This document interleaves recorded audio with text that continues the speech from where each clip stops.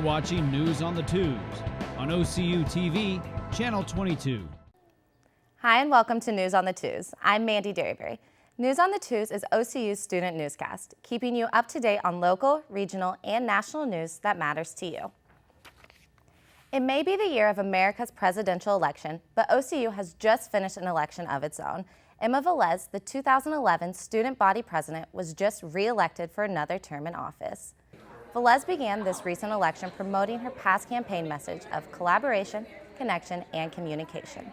At the SGA Candidate Talkback, Velez discussed what her administration had accomplished during the previous term, including the start of the Star Connect program, supporting the tuition freeze, and beginning the conversation for a student bill of rights. Velez said her past experience will give her an edge on addressing student concerns, and the goal for the next term will be to focus on better communication.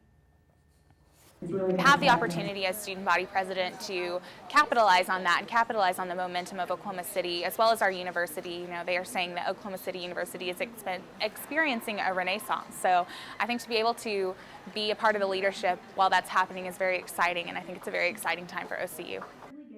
Velez said one of her first projects will be to get started on an SGA app in order to better communicate between the students and the university. A new campus group partnering with the Invisible Children organization in the attempt to stop Coney.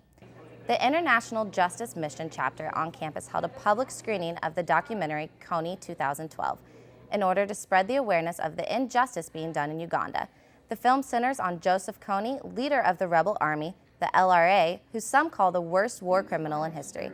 This is one of the many ways IJM plans to inform students of the worldwide injustice. And the president of the OCU chapter said it won't stop here. This is just the beginning. It started off with just Joseph Kony, but now people are realizing we can all come together and stop injustice. IJM's next step will be to work alongside the group Oklahomans Against the Trafficking of Humans in order to join in the local fight against today's modern slavery. Some customers may have to wait a little longer before getting their hands on the new iPad. Pre-orders for the March 16th release are already sold out. The third generation of the iPad is being released later this week. The new and upgraded version offers a better display, camera, and wireless connection. It also has a Retina display that allows for razor-sharp text and richer colors. Coming up on News on the Twos, a new piece of Oklahoma legislation brought the university together to share differing views and discuss the questions of when life truly begins. Stay tuned. I don't work a 9 to 5, but I have a job to do. I don't wear a tie, but I still wear a suit in my court. My field of work isn't average, and my time around the water cooler is limited. I work overtime, but the payoff is worth it. I don't work a 9 to 5, but I have a job to do. I'm an OCU athlete. I'm an OCU athlete. I'm an OCU athlete. I'm an OCU athlete.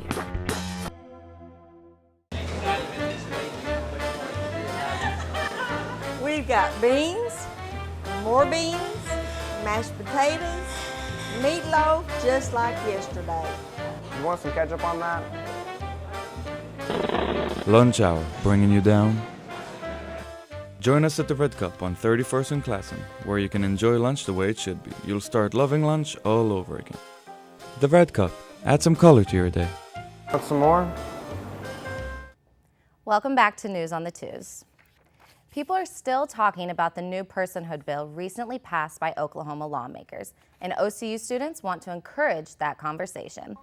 On March 9th, Pi Kappa Phi, the university's honor society, hosted a panel discussion on the personhood bill. The 8 panelists represented a variety of fields such as philosophy, health, religion, and law. The audience was invited to ask questions. However, organizers of the event said the panel was not a debate, but a chance to inform the campus on what the personhood bill is. The week of the panel, the students also wrote letters to the Oklahoma legislators, held a protest rally, and passed out information on the bill around campus. Now let's hear what's going on globally on News on the Twos, World News with Rachel Morse. Welcome to this edition of World Update, where we look at the top news headlines from around the globe. The U.S. isn't the only country dealing with the issue of abortion. Last Tuesday, the Supreme Court of Argentina ruled it is now legal to have an abortion, but only for victims of rape. This action is also legal for women with life-threatening pregnancies. Recent reports indicate that the vote for this decision was unanimous among court members, who stated no rape victim can be punished for terminating a pregnancy. However, the Argentinian court is now facing opposition from the Roman Catholic Church, which is saying abortion is wrong no matter the circumstances. Tuesday was officially declared a day of mourning in Syria.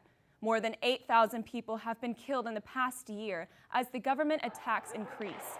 Dozens of children and women were stabbed and burned to death in homes, which helped lead to the day of mourning. Stores, schools, and workplaces were closed, and streets were blocked off Tuesday. Syrian people were also encouraged to wear black ribbons, raise black flags, or wear black clothing to show mourning. 16 people in Afghanistan are dead after an American soldier walked into civilian homes and opened fire. Of those 16, 9 were children. According to witnesses, the soldier walked into homes with the intent to kill Afghan men, women, and children. He then dragged some out of their homes and set them on fire. The Army has yet to identify the soldier, but we do know that he was trained as a sniper and learned to kill from 800 meters away.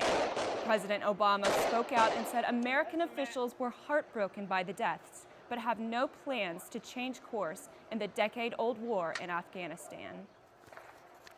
That's all for this edition of World Update. Mandy, back to you.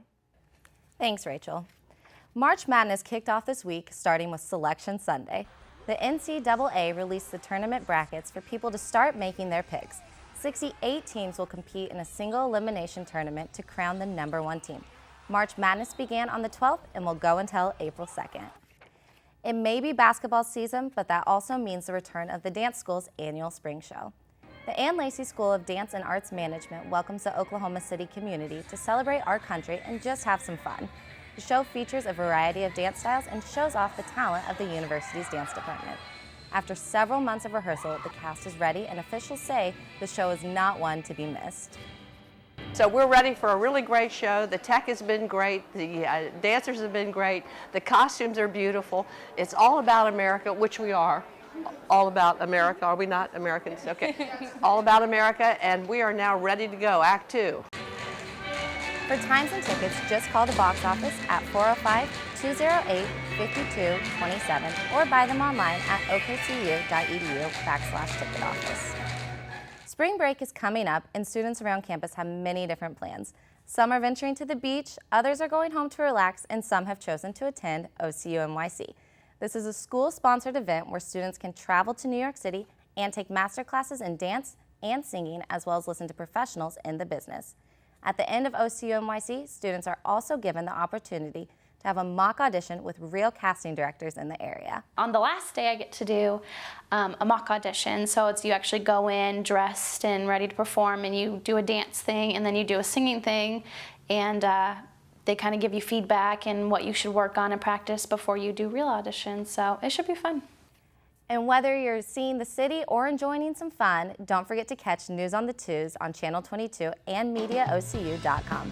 I'm Mandy Derryberry. See you next time.